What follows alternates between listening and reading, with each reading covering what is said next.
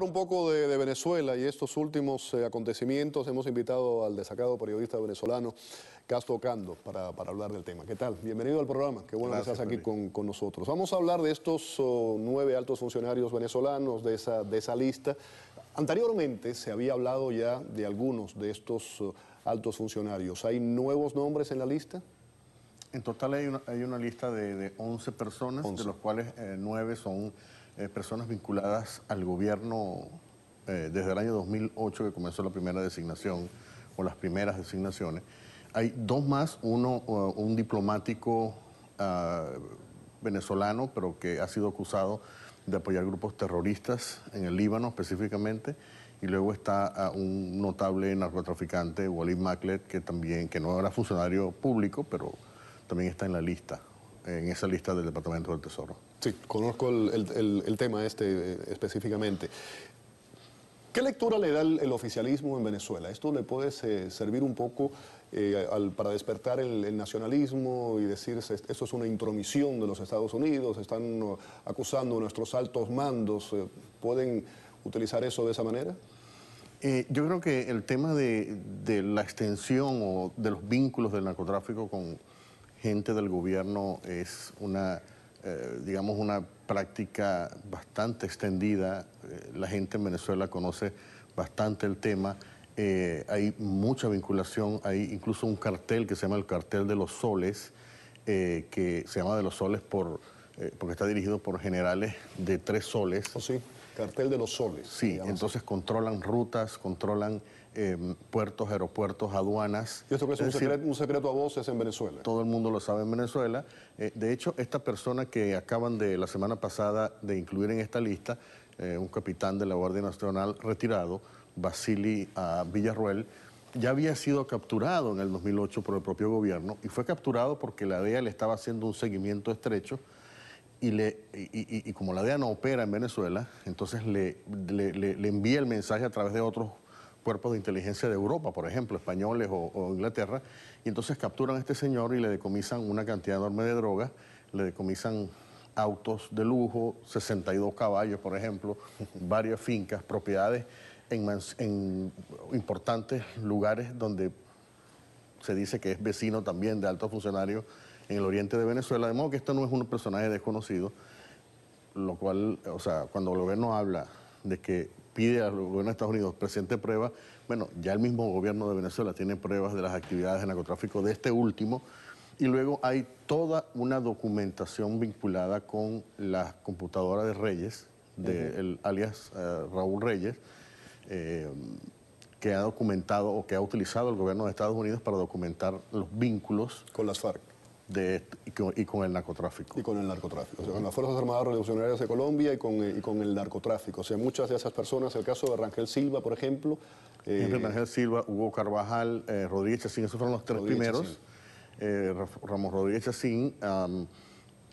Si tú lees, por ejemplo, concretamente la acusación del Departamento del Tesoro sobre estas 3 personas, se indica muy claramente que ellos ayudaban a proteger cargamentos de cocaína que eran enviados por las FARC a través del territorio venezolano y que salía para acá, para Estados Unidos.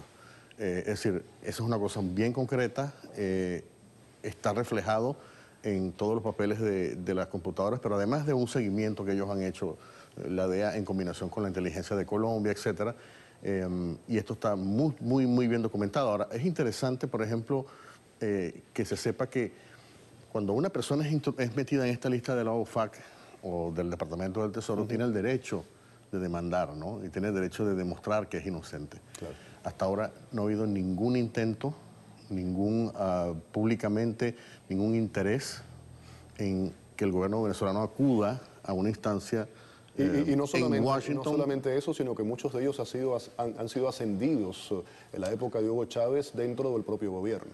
Absolutamente, es decir, en el caso, por ejemplo, de un general Cliver Alcalá, fue ascendido inmediatamente, que fue designado en la lista, es decir, fue premiado.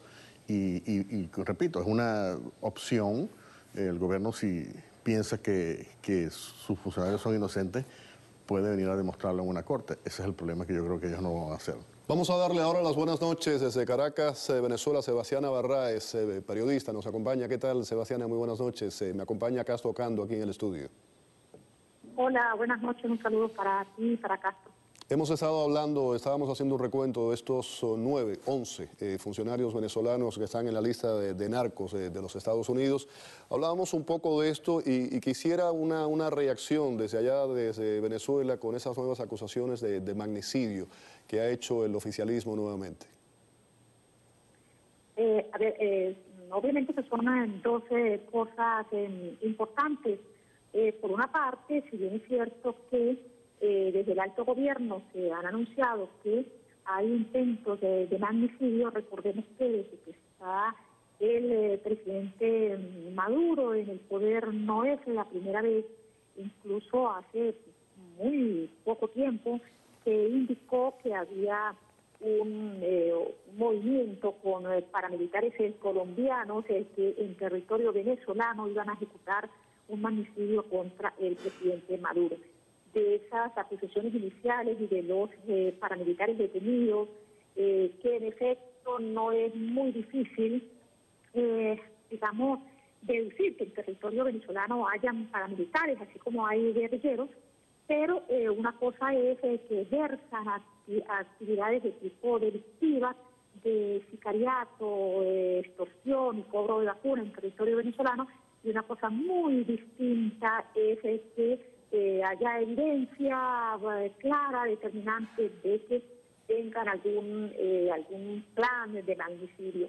Yo creo que, y con mucho respeto realmente por, las instituciones que en este caso han manejado informaciones de este tipo, sobre todo el caso del SEBIN, yo creo que es muy importante que el gobierno deje claramente establecido las pruebas, si es que existen, de este presunto magnicidio, porque esta nueva historia del llamado plan amarillo, carpeta amarilla, yo creo que lo que deja es una gran insatisfacción, al menos en la gran parte de la opinión pública, porque, resulta como un poco complicado suponer que un grupo sin recursos económicos, capturados en un hotel de bajo nivel, estén planificando un magnicidio. Si le parece, Sebastiana, ahora que usted habla del tema de las pruebas, vamos a escuchar precisamente las declaraciones que hizo Diosdado Cabello al respecto.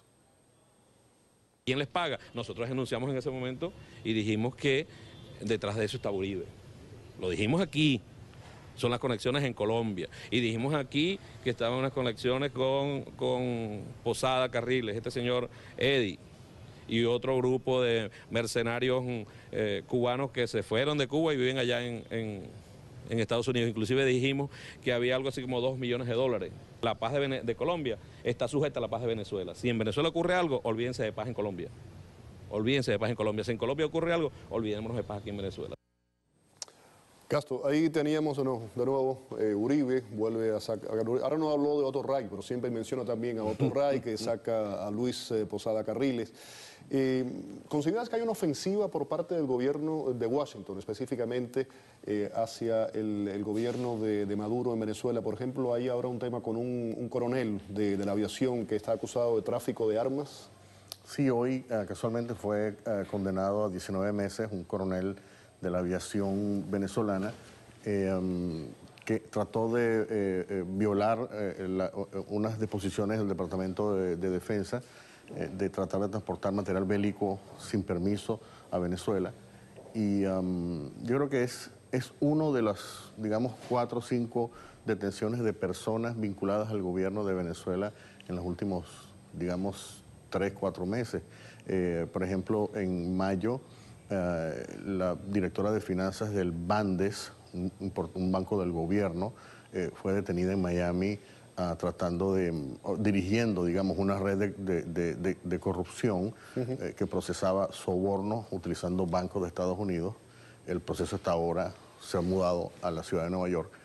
Luego hubo el anuncio de que se había suspendido la visa a varios funcionarios del gobierno de Venezuela.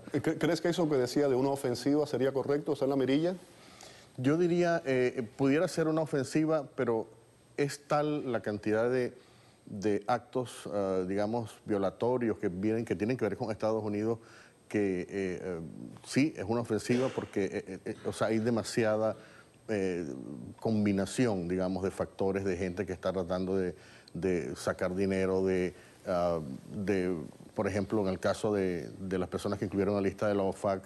Es decir, hay una cantidad de delitos en Venezuela que están siendo mirados con mucha preocupación por Washington, y Washington se ha visto obligado, a pesar de que no ha habido, digamos, una reacción fuerte, pero en los últimos meses yo he notado que sí hay como que se están apretando tuercas claves en la relación con Venezuela.